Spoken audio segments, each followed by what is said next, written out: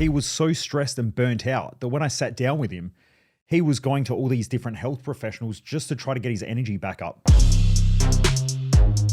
Driven Mofos, welcome back to another episode of The Underestimated Entrepreneur. All right, let's talk about energy and increasing your energy and vitality.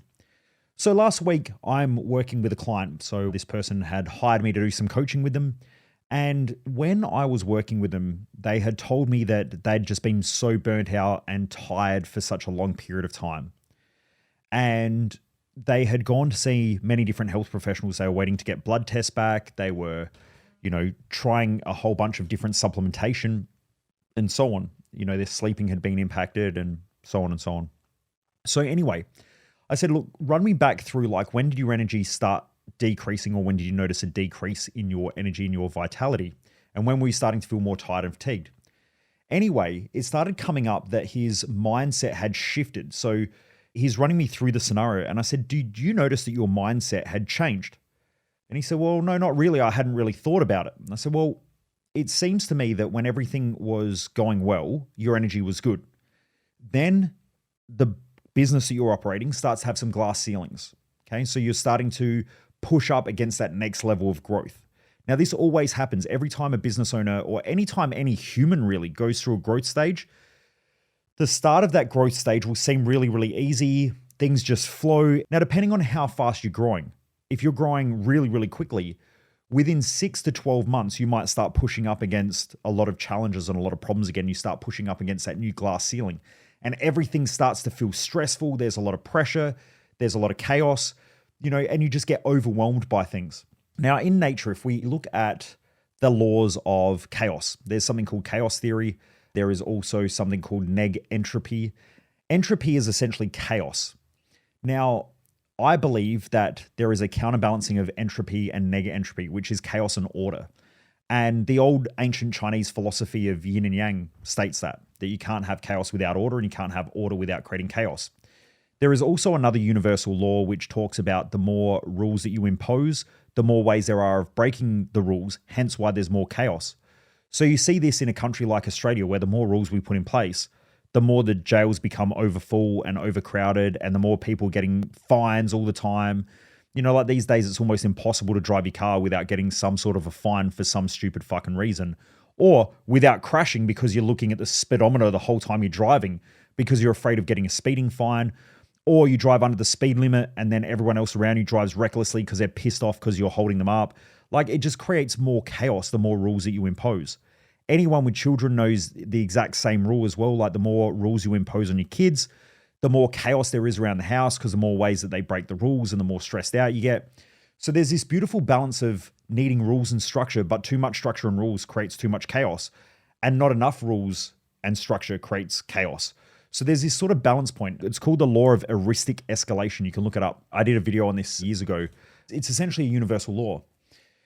But anyway, when I was working with him and he went through, he said everything was going well, felt good, mindset was good, feeling great, business is growing, staff are going great. Then all of a sudden, business stops working as effectively, staff aren't as productive, there's inefficiencies, cash flow starts to tighten up, the owner starts then overworking, they become more stressed. The more stressed out and tired they get, the more they start eating shit. The more they eat shit, the more tired they become. So the more they start eating sugar and crappy foods. Then, they're stressed out on weekends and they're not sleeping properly. So they start consuming a little bit more alcohol. And now we're in this state where he's tired, he's burnt out, he's going and seeing doctors and stuff like that because he thinks he's got fatigue or chronic fatigue, or he just feels like shit all the time. And I said to him, okay, what was really interesting was that when I was talking to you, when you were in the good place, you were enthusiastic and your languaging was about all the things that you were working hard towards, right? So you had these towards goals, you're working towards these things, you're excited, you're enthusiastic, and your language depicted that.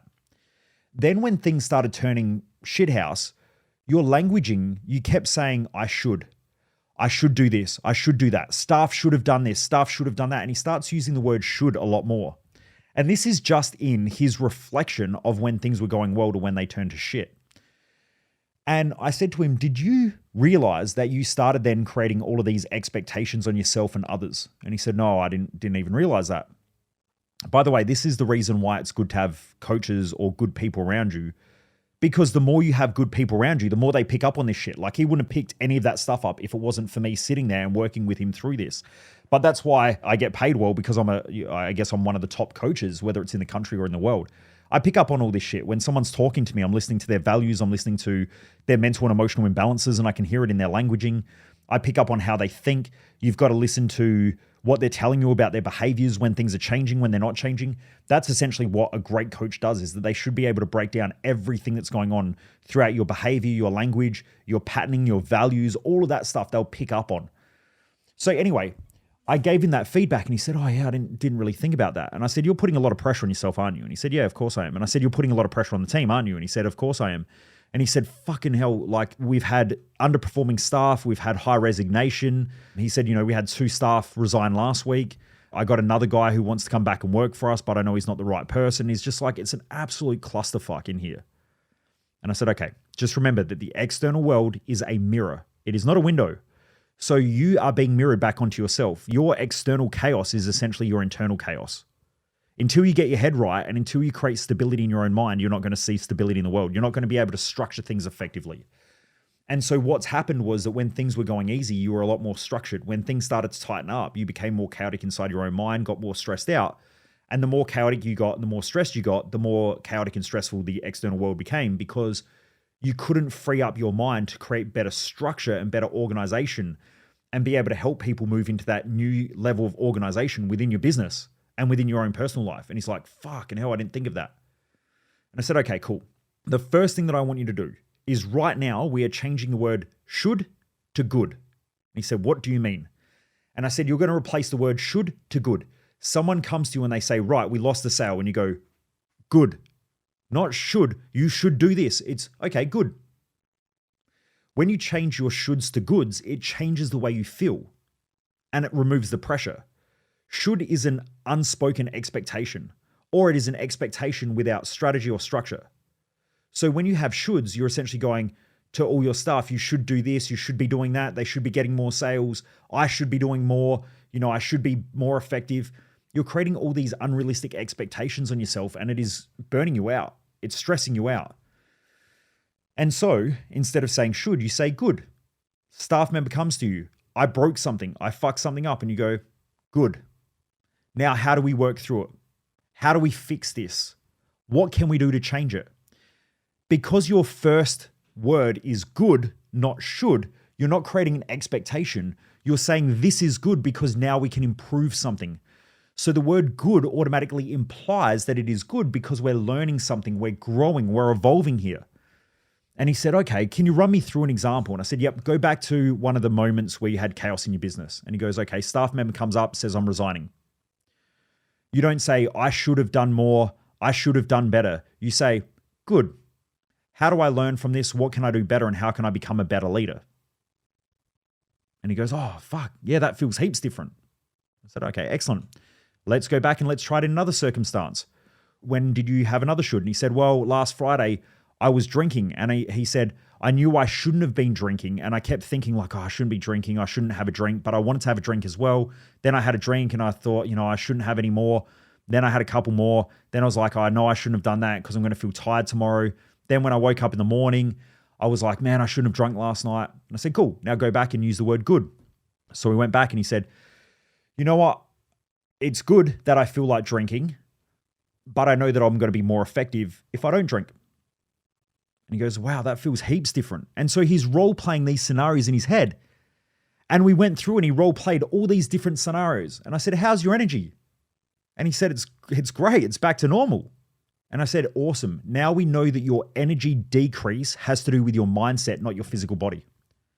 Your physical body is changing based on the way you're thinking.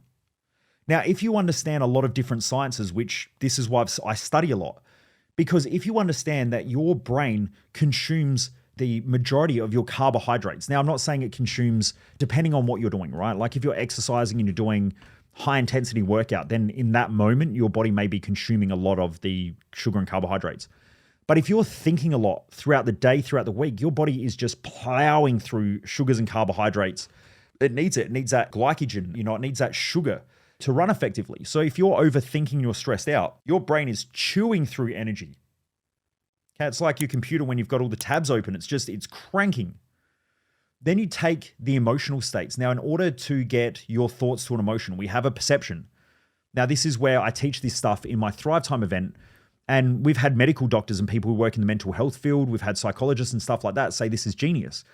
Because I show that our perception about an external reality changes our neurochemistry. It changes the way our brain operates. And it changes that through neuropeptides and neurochemicals or neurohormones. So you're essentially changing the chemical state of your brain based on the perceptions. Then because of that, you've got to change the way you act. And in order to do that, we change our muscle relationships, so our length tension relationships. So depending on our perceptions, we can change our physiology or our structures. Okay, we also change things like our digestive system. So there is something called the parasympathetic and the sympathetic nervous system or responses. So let's say you're sitting there, someone comes in and they go, I fucked this up and it's going to cost us $10,000. And you go, oh shit, that's bad. Your perception is that this is a bad thing. That then alters your brain chemicals. That then alters your hormonal states. It changes the way you feel.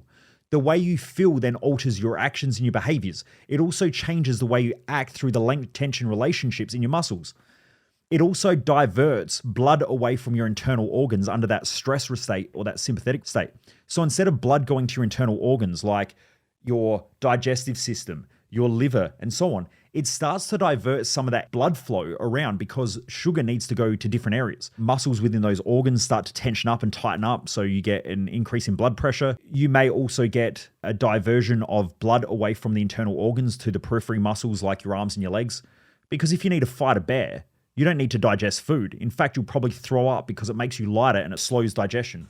So you're essentially changing the way your body operates. You're changing the way your brain functions. And I'm like, in order to do that, it uses a lot of fuel. So I said, can you see that just by your perception, you're altering your energy of your body and the way that your body operates, your functionality? Okay, you're not thinking effectively. You actually change the way your brain works as well. You change the areas of the brain that become more functional. And so I said, no wonder why you're tired. You're always in this stress state, expecting to fight a bear or run away from a bear. And your body is responding to that. Your hormones are responding to that. Your neurochemicals are responding to that. That change takes a lot of energy consistently. It takes a lot of energy to be in that state consistently. No wonder why you're fucked and tired all the time. Okay, based on his words. And I said, so you can go and you can get, you can go and change, you can take some more magnesium to help with your nervous system. You may take some other supplements like SAM-E, which is spelled S-A-M with a small e, capital S, capital A, capital M, small e. That can help. You can take fish oil, you can take all that stuff, but at the same time, where your perception is that you're stressed out, you're going to be tired and burnt out. Now, you can go and you can take ADHD medication, all that stuff, but again, that's a stimulant that has consequences, it has side effects. It can help in some circumstances, can also make things worse, right? Because you're altering your chemicals by using chemicals, essentially. Not that that's a bad thing or a good thing, it's just a thing, but you've got to know how to use it effectively and when to use it. And it's not, I don't think it's a long-term solution because you've got a short-term problem there. You're stressed. So, we went through this. I said, look, I'll call you back in 2 days. This is after our session. We did some work together. I did some balancing work and some other stuff. We clarified his work for the next couple of weeks. So we just made sure that his calendar was looking nice and clean. Because as you know, when you clean your house, you feel better. When you clean your calendar and you've got a calendar that's working effectively for you based on your values and based on what you need to do as a business owner, you just become more effective. So we go through all this stuff, set it all up. I said, I'll call you in 2 days. Called him in 2 days. How you going? He said, my energy's great. I said, perfect. Go buy a Garmin sports watch or a Whoop or something like that, and I need you to start walking 5,000 steps per day minimum. And he goes, cool, I can do that. Now, I love my clients because they're fucking awesome. They are awesome. Like he literally went straight out and bought one. Okay, it's the second person in a week that I've got to buy a Garmin sports watch or invest in a Whoop. Normally Garmin's will track his steps and all that sort of stuff. Whoops won't. But he went out and starts tracking his steps. I called him again a couple of days later. I had a chat with him on Friday. I said, how's everything going? He said, good. I'm feeling really good. Like the walks are helping. My brain gets clear. I feel way better. And then I spoke to him again this morning. He's like, man, my energy's been great. Now imagine that. He would have gone to the doctor, potentially got prescribed medication, got prescribed a whole bunch of supplementation. Now these things help. By the way, they definitely help. But he would have got prescribed all of that in order to try to fix something that was actually his chaotic thinking. Do you know how many people feel like shit, feel tired all the time, they're lethargic, and they just don't invest in fixing their head? And when I say fixing your head, I don't mean fixing your head in the normal mental health thing where you talk about all your problems and you have a therapist that tells you that it's not your fault and all that shit. It's actually having real life solutions for driven people that want to get results. But by sitting there and showing him his patterns and then showing him how to change those patterns in a really short time period, it's changed the way he feels. He feels way better. His day feels better. His week feels better. He's a better business leader. He's a better business owner now. Right? He feels better about himself. He feels better about his day because he's not tired and rooted.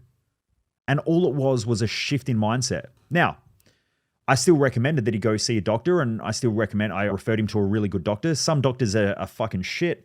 There's plenty of them out there. I sent one of our clients who's part of our Business Growth Odyssey program to go get his blood tests. And I said, look, you probably want to speak to your doctor about a couple of these other tests.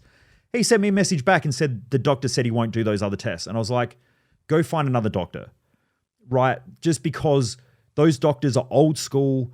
They're stuck in a system. They just do what everybody else does. They're in sick care.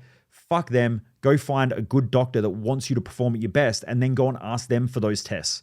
I won't go through what those tests were, but you want to go find good doctors that are looking at how you can be at your best, and not doctors that are always dealing with people who are sick and at their worst. Like that's not preventative medicine. That's just dealing with fucking sick people. That's why it's a sick care industry. But anyway, there are some great doctors out there. There's some great health professionals out there. If you're listening to this, you know who you are. I know some of the people in our community that are health professionals and so on. You definitely know who you are. But you've got to find those people. You've got to have them in your ring and in your inner circle. Anyway, I thought I would share, because if you're someone out there who's feeling tired and you're trying supplementation, you're smashing coffee all the time and you're burnt out and you're tired and you're drinking alcohol and your sleeping's getting affected, and maybe you just got to work on your head, right? Maybe that's really what it is. And sometimes you'll go to a coach or you'll go to, a mental health professional or whatever. If you're still feeling like shit, go seek other professionals as well, like, maybe medical doctors and go and get some tests done and things like that. But most of the time it's a mindset thing. You might just have to find the right mindset coach. Our industry is absolutely saturated with coaches at the moment. I meet coaches every week. A lot of them have some really fucked up lives. Like, I wouldn't want to get advice from them, but they're out there giving advice and shit like that. And good luck to them. Like, I guess they're helping people, but you just got to be careful. You have to be the one who's responsible for who you learn from. And if you're not learning from the right people, then go and find the right people. If you're not getting the right advice, then go and find the right advice. Most people go get advice from healthcare professionals or different professionals. They're always the victim. They're like, oh man, they gave me shitty advice, and oh man, I'm just listening to the doctor. And I'm like, did you go and research anything else? Did you go figure anything out? How do you know if the doctor's good? How do you know if your accountant's good? How do you know if the people you're getting advice from is good? Okay, you got to go and find that shit out. And just because someone was good at a point in your life doesn't mean that they're still good. You might outgrow them. I've outgrown almost every mentor that I've had, almost every one. Some of them I've had for years, like my accountant. He's been with me now for almost 10 years.